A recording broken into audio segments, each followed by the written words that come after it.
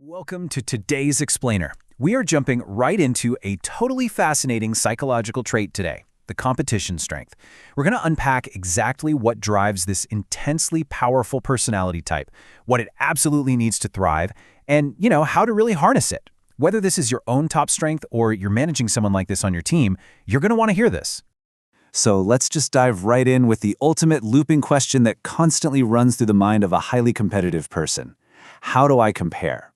Seriously, if you have this strength, you literally never look at a task in isolation. You instinctively look left, you look right, and you figure out exactly how everyone else is doing. This sheer instinct to measure your success in relative terms, that's the absolute core of the competition profile. It is never just about how well you did. It's entirely about how well you did compared to the rest of the pack. And realizing how this specific mechanism works can completely change the game for how you view motivation and team dynamics. Here's our quick roadmap for today's Explainer. First, we'll define competition. Second, we'll look at the scoreboard athlete. Third, value, needs, and communication.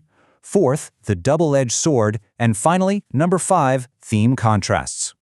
All right, let's get into Section 1, defining the competition strength. If we had to boil this trait down into just a few descriptive words, terms like driven, results-focused, and striving for excellence just immediately jump off the page. This is a deeply performance-oriented mindset that leans heavily on benchmarking. They are constantly looking for a standard to beat. And here's the kicker. You don't compete just for the sake of participation. No, you compete to win. Second place? Yeah, that is simply never the goal. People with this strength absolutely thrive when performance is visible, measurable, and ranked. The pure prospect of winning is their ultimate fuel. Which brings us perfectly to Section 2, the scoreboard athlete. I love this metaphor. Think of this person as the scoreboard athlete, because honestly, just playing a good game isn't enough for them. They constantly need to look up at that scoreboard to ask, are we ahead? Are we winning? Where do we rank right this very second? That scoreboard is what gives them total clarity and urgency. And what's super interesting here is that without a visible contest or comparison, this person might actually struggle to find any motivation at all. Literally, without the scoreboard, the drive just fades away. They need the context of a race or some kind of ranking. That's the engine keeping their momentum going. Moving on to Section 3, value, needs, and communication. Now, a true competitor is just a phenomenal asset to any team, mostly because they naturally raise the standard for everyone else. They bring this acute awareness of competitive positioning, and they inject the exact kind of energy needed to push people to excel. They essentially force the whole group to focus on tangible, measurable outcomes. But to keep bringing that immense value, they have some pretty specific needs.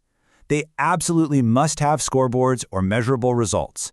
They need crystal clear goals, and honestly, they need high-performing peers to challenge them. And when they do hit that top performance, they really need genuine recognition for it. Because they're wired this way, their communication style is incredibly direct. If you are sitting in a meeting with someone strong in competition, expect them to frame everything around outcomes and comparisons. They are not going to beat around the bush. They just want to know the fastest route to first place. Okay, let's flip the coin in Section 4, the double-edged sword. So, this intense drive, it definitely comes with a double-edged sword. On the balcony side, the positive, they are highly driven achievers who elevate the whole room. But the watch out is that they can easily become overly comparative to a fault. Sometimes they end up tying their entire self-worth entirely to whether they're winning or losing. And while the competitor absolutely thrives under pressure, the flip side of that can be a bit rough. They can unknowingly create this suffocating, unnecessary pressure on the people around them. People who simply don't share that same intense, win-at-all-costs drive. But perhaps their biggest blind spot is that in their absolute laser focus on excellence, they might completely overlook the value of collaboration. They can really struggle in non-competitive environments where teamwork and harmony are the actual objectives, rather than individual victory. So here's a vital takeaway, especially if you're a leader. Not every situation needs to be a contest. Constant comparison can actually create a lot of tension and discourage team members who are motivated by purpose or personal growth rather than winning. Sometimes unity matters infinitely more than outperforming the person sitting next to you. Let's wrap things up with Section 5, theme contrasts. Contrasting this trait with others really highlights how wildly different human motivations can be. A competitive person looks at a situation and says, "Let's win." But someone with the significant strength approaches that exact same situation and simply says, "Let's be seen." The goalposts are just entirely different. And against the individualization trait, the contrast is stark. The competitor instantly asks, "How do we rank?" They crave that hierarchy. But the individualizer believes everyone is different. They see unique traits that shouldn't necessarily be forced onto a ranked list. Finally, opposite the harmony trait, competition fiercely insists that only the best matters. Meanwhile, someone leading with harmony just wants to find agreement. You can imagine how putting these two on the same project, without understanding these fundamental differences, could instantly create some serious sparks. As we bring this explainer to a close, remember this crucial insight.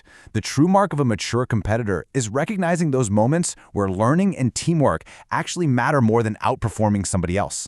Truly great competitors know exactly when it's time to push for the win and when it's time to build others up. So, as you analyze your own strengths and team dynamics today, I'll leave you with this to reflect on. In your very next interaction, whether you're at work or at home, ask yourself, is this a moment to push for the win, or is this the perfect moment to build others up?